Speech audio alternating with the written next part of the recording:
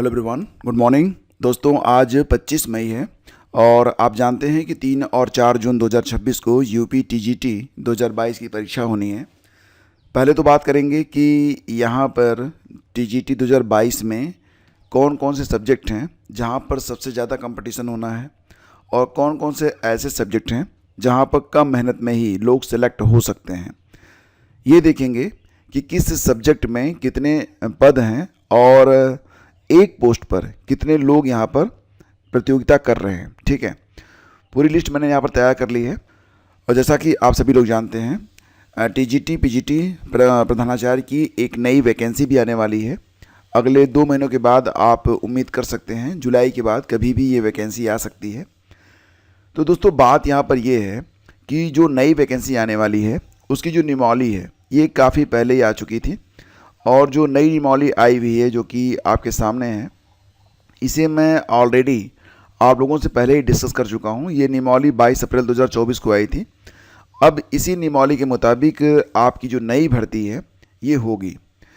तो फिलहाल दोस्तों, अगर देखा जाए तो कुछ नए संशोधन आपको देखने को मिलेंगे। बहुत सारे ऐसे भी एस्पिरेंट होंगे जो कि इस बार की परीक्षा ख़ास तौर से यूपी टीजीटी और यूपी पीजीटी में शामिल नहीं हो पाएंगे। कुछ कंडीशंस ऐसी लगा दी गई हैं।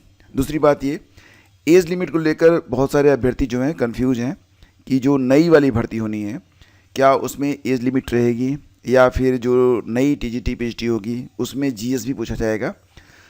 तो आपके इन सवालों का जवाब तलाशने का मैंने पूरा प्रयास किया है और ये प्रयास नियमावली के मुताबिक है। यहाँ पर मनगढ़ंत कोई भी बात मैं आपको नहीं बता रहा हूँ। तो जो नियमावली में दिया गया है उन्हीं के आधार पर मैं आपके प्रश्नों का उत्तर देने का प्रयास करता हूँ। पहली बात दोस्तों तो ये है कि जैसा कि आप जानते हैं, यूपी टीजीटी 2022 की परीक्षा जो कि 3 और 4 जून को होने जा रही है, तो ज़्यादातर लोगों ने अपना जो एग्ज़ाम शहर है उसके बारे में जानकारी कलेक्ट कर ली होगी। कुछ ऐसे भी लोग हैं जो मतलब जिनका जो है ना तो मोबाइल नंबर पुराना वाला एग्जिस्ट करता है और ना ही उनके पास रजिस्ट्रेशन नंबर है। तो ऐसे लोग काफ़ी परेशान हैं कि अब वो करें तो क्या करें, जाएं तो कहाँ जाएं, परीक्षा दें या ना दें।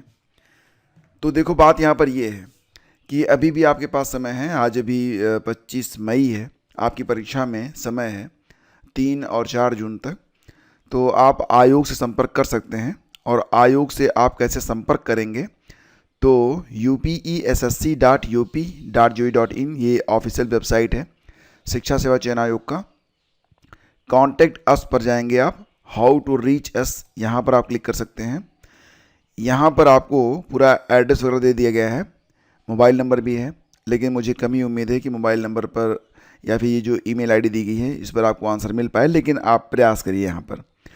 इसके अलावा जो ऑनेबल मेंबर्स डिटेल्स हैं वो भी आपको यहीं पर मिल जाएगा वेबसाइट पर ही। तो आप यहाँ पर जो विभिन्न नंबर दिए गए हैं उन पर भी आप संपर्क कर सकते हैं।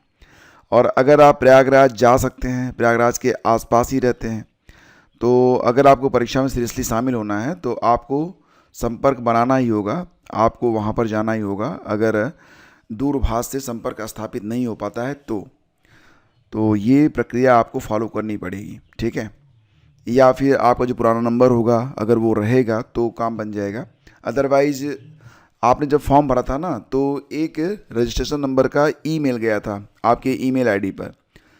वो ईमेल आईडी तो एग्जिस्ट करना चाहिए आपके पास। अगर वो भी एग्जिस्ट नहीं करता है तो मतलब कि हद दर्जे के लापरवाह हैं आप। कहने में मुझे कोई दिक्कत नहीं है, मतलब आपने फॉर्म भरा और सब कुछ आपने गंवा दिया तो फिर आपको लापरवाही कहा जाएगा ना। बुरा मत मानना, सही बात है जो। ठीक है, तो फिलहाल ऐसे अभ्यर्थियों को मैं यही सलाह दूंगा कि आप लोग आयोग से संपर्क करें, दूरभाष से या फिर स्वयं जाकर। ठीक है, आपकी समस्या का समाधान वहीं से हो सकता है, बाकी कहीं से नहीं हो सकता। अब दोस्तों, बात करते हैं जो नई वैकेंसी आने वाली है। जैसा कि अभी कुछ दिन पहले 15 मई के आसपास अखबारों में ये खबर प्रकाशित हुई थी जिसमें बताया गया था कि प्रधानाचार्य के कुल 1502 पद, प्रधानाध्यापक के कुल 1003 पद, लगभग 2504 पद के आसपास ये प्रिंसिपल पोस्ट के लिए होगा। लेकिन सबसे ज़्यादा जो लोग यहाँ पर इंटरेस्टेड हैं वो हैं टीजीटी के लिए पद। तो 16,114 पद टीजीटी के, 2705 पद पीजीटी के और बाकी जो संबद्ध प्राइमरी हैं उसके भी 1,889 पद हैं। 23,213 पदों में ज़्यादातर जो आवेदन होंगे वो यूपी टीजीटी के लिए ही होंगे, ठीक है। हालांकि प्राइमरी वाले जो हैं, अब प्राइमरी में तो केवल डीएलएड वाले ही शामिल हो पाएंगे, तो जो डीएलएड वाले हैं वो प्राइमरी की तैयारी करें। कारण ये है कि प्राइमरी में भी वैकेंसी आएगी, ठीक है। और इस साल सर्दियाँ आएगी, इसमें कोई धोखे में मत रहना, नहीं तो धोखा हो जाएगा, और एक बार धोखा हो जाएगा तो अगले 3-4 साल निकल जाएंगे, पता नहीं चलेगा। 2022 के बाद 2026 में वैकेंसी आ रही है, अगली वैकेंसी कब आएगी कोई गारंटी दे नहीं सकता, ठीक है। इसलिए मैं कह रहा हूँ कि अभी भी अब आपको चूकना नहीं है, अब न चूक चौहान, ठीक है। तो दोस्तों यहाँ पर जो आपके प्रमुख सवाल आ रहे हैं, पहले उनको बात करते हैं। सबसे बड़ी बात तो यहाँ पर ये है कि बहुत सारे अभ्यर्थी ये पूछ रहे हैं कि सर जो नई वैकेंसी आएगी, देखो जो 2022 की ये टीजीटी होने जा रही है ये तो पुरानी नियमावली से ही होगी, और 2022 की टीजीटी में प्राविधिक कला वाले भी कला विषय में शामिल हो रहे हैं, ठीक है, ये तो आप जानते ही हैं। लेकिन 2024 में जो नई वाली नियमावली आई है उसमें कुछ चेंजेज आपको देखने को मिल रहे हैं। क्या क्या चेंजेज मिल रहे हैं, डायरेक्टली मैं आपको लेके चलता हूँ कला विषय पर ही। तो इस बार कला विषय में वही लोग आवेदन कर पाएंगे जो लोग मतलब बीएड किए हुए हैं, ठीक है। तो प्राविधिक कला वाले इस बार आवेदन नहीं कर पाएंगे, नियमावली बदल गई है, तो प्राविधिक कला वाले बाहर हो जाएंगे। हालांकि अभ्यर्थी लगातार मांग कर रहे हैं कि एक मौका उनको मिलना चाहिए, लेकिन मुझे नहीं लगता कि आयोग मौका देगा, ठीक है।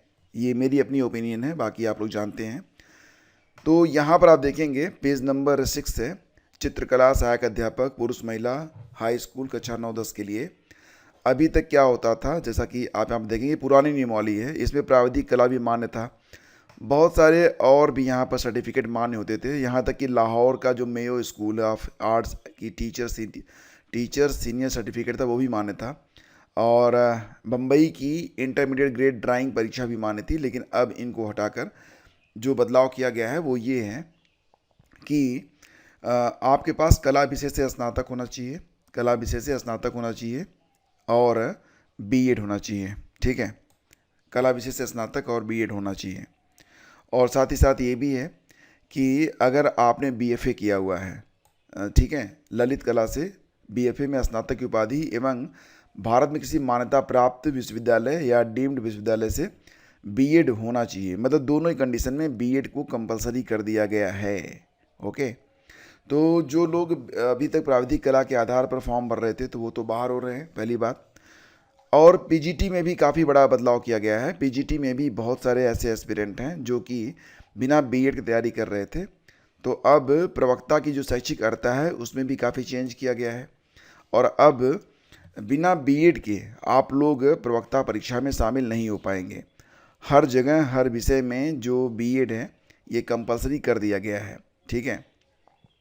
तो इसको लेकर भी जो अभ्यर्थी हैं खासे परेशान हैं, क्योंकि जितने भी विषय सभी में लगा दिया गया है बीएड। यहाँ तक कि जो कंप्यूटर विषय है जिसमें पिछली बार बीएड की अनिवार्यता नहीं थी, इस बार आप देखेंगे तो कंप्यूटर में भी बीएड को लगा दिया गया है। और इसके लिए मैं आपको यहाँ पर दिखाता हूँ, शिक्षा शास्त्र, यहाँ पर भी देखिए बीएड है, मतलब कोई भी ऐसा विषय नहीं है जहाँ पर बीएड नहीं है।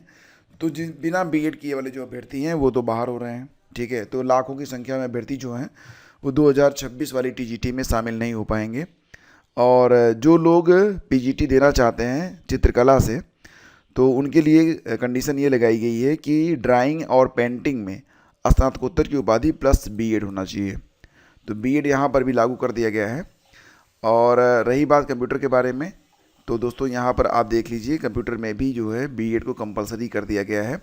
यहाँ देखेंगे आप कंप्यूटर विषय आ गया आपका, तो इसमें भी लगा दिया गया है जो भी एलिजिबिलिटी रही हो, जैसे कि लिखा गया है कि एमसीए वगैरह अगर आपका है, या फिर कंप्यूटर विज्ञान सूचना प्रौद्योगिकी, या फिर एमएससी कंप्यूटर विज्ञान, और MCS computer application, master in computer application MCA, लेकिन बीएड यहाँ पर भी कंपलसरी है। तो बीएड के आधार पर भी बच्चे बाहर हो रहे हैं। और रही बात दोस्तों ये एक बात और भी कि क्या जीएस भी रहेगा इस बार, मतलब ये कि बहुत सारे एस्पिरेंट ये जानना चाहते हैं कि जो नई वाली वैकेंसी आएगी, अभी तक जितनी भी टीजीटी और पीएचडी लेवल की भर्तियां होती रही हैं उसमें जीएस नहीं पूछा जाता था, तो क्या नई वाली वैकेंसी में जीएस रहेगा?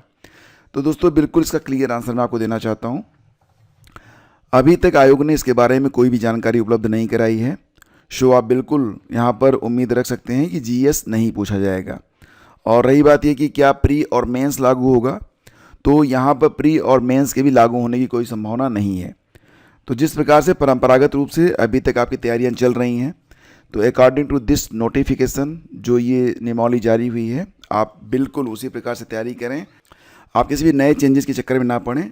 और जो नियमावली जारी हुई है, इस नियमावली में कोई भी इस प्रकार की व्यवस्था नहीं है कि जीएस लागू होगा, प्री मेंस लागू होगा। तो अभी तक जो परंपरागत रहा है, मतलब 2022 में जो नियम है उसी के आधार पर आप तैयारी करें। और रही बात ये, एक बहुत बड़ी बात और भी है कि अभ्यर्थी इस बात को ले भी कन्फ्यूज हैं कि क्या एज लिमिट होगी।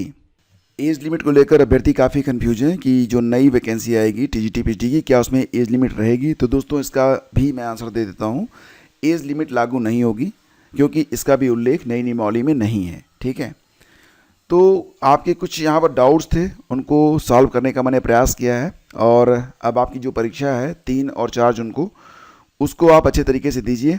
और अगर आपके मन में अभी भी कोई सवाल है, कोई डाउट्स है, तो आप हमसे बात कर सकते हैं। और नीचे कमेंट बॉक्स ओपन है, आप उस पर जा सकते हैं। या फिर लेटेस्ट अपडेट के लिए आप हमारा जो टेलीग्राम चैनल है स्टडी विद ज्ञान प्रकाश, उसको ज्वाइन कर सकते हैं। पर्सनल गाइडेंस और जीएस की क्लास के लिए अगर आप जीएस तैयार करना चाहते हैं, तो इसके लिए आप हमारा जो पेड ग्रुप है उसको भी ज्वाइन कर सकते हैं। शेष अगले वीडियो में, तब तक के लिए आज्ञा दीजिए। नमस्कार, जय हिंद।